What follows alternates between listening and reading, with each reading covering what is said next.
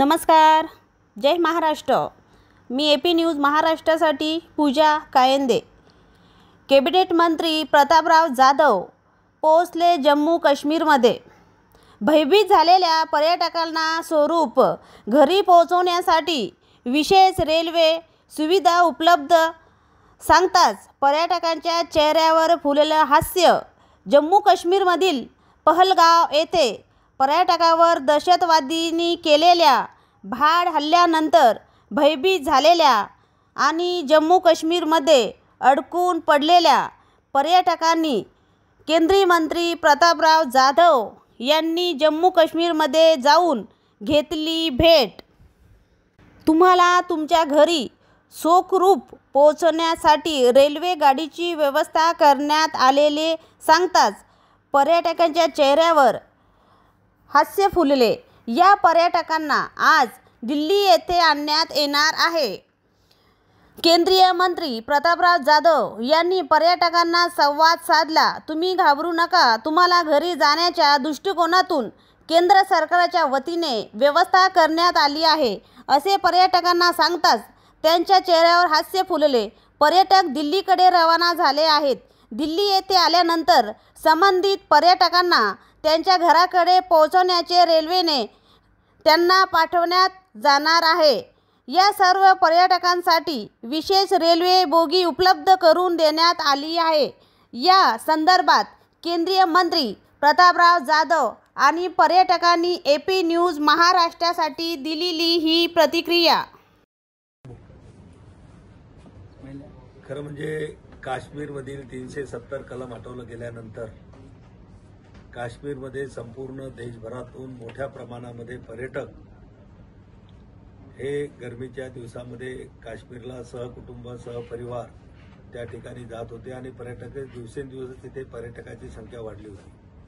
पण गेल्या 22 तारखेला पाकिस्तानी अतिरेक्यांनी जे त्या ठिकाणी निवडून हिंदूंवर त्या ठिकाणी गोळीबार केला, जवळपास 26 लोकांचे मृत्यू त्या ठिकाणी गेलेत आणि त्यामुळं काश्मीरमध्ये बाहेर देशभरातून विशेष करून महाराष्ट्रातून आणि माझ्याही मतदारसंघातून बरेचसे पर्यटक हे आपले सहकुटुंब त्या ठिकाणी गेलेले होते आणि त्यामुळं सगळा संपूर्ण देश हा शोकमग्न होता। सगळा भीतीमध्ये सगळ्यांना होती की आपल्या कुटुंबातील लोक जे त्या ठिकाणी गेलेत ते कुठे असतील, कसे असतील, त्यांची व्यवस्था काय असेल आणि म्हणून सगळे चिंताग्रस्त त्या ठिकाणी निश्चित होते। पण ज्यावेळेस आम्हाला काही फोन आले, मी दिल्लीमध्येच असताना ताबडतोब आम्ही त्या ठिकाणी काल फोन आल्यानंतर इथून सगळी रेल्वेनं जाण्याची व्यवस्था जम्मूपासून तर दिल्लीपर्यंत त्या ठिकाणी आपण केलेली आहे। दिल्लीच्या पुढेही सुद्धा भुसावळपर्यंत पुढेही रेल्वेची व्यवस्था आपण करत आहोत। पण खऱ्या अर्थानं हे लोकसुद्धा जवळपास 8 दिवस या ठिकाणी फिरायला आलेले असताना यांचा सगळा फिरण्यापेक्षा प्रवासातच जास्त वेळ गेला। लहान लहान मुलं होती, काही मुलं आजारी पडली आणि सगळे चिंताग्रस्त होते की आपण घरी कधी पोहोचणार।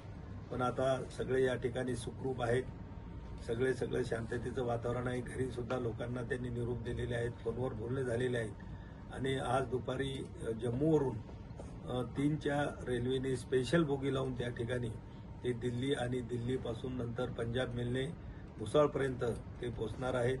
त्यांची सर्व व्यवस्था त्या ठिकाणी झालेली आहे आणि सगळ्यांना कोणीही काळजी करण्यासारखं काही नाही। मी स्वतः सकाळी दिल्लीवरून 9:30 वाजता जम्मूला पोहोचलो, या सगळ्यांच्या भेटी घेतल्या आणि निश्चित सगळ्यांना त्या ठिकाणी समाधान वाटलं आणि आपल्याच मतदारसंघातील आपली सगळी लोक या ठिकाणी अडचणीमध्ये असताना माझंही कर्तव्य म्हणून या ठिकाणी आम्ही आलो। सगळे लोक या ठिकाणी सुखरूप आहेत आणि लवकरच ते आपापल्या कुटुंबामध्ये परतणार आहेत। धन्यवाद।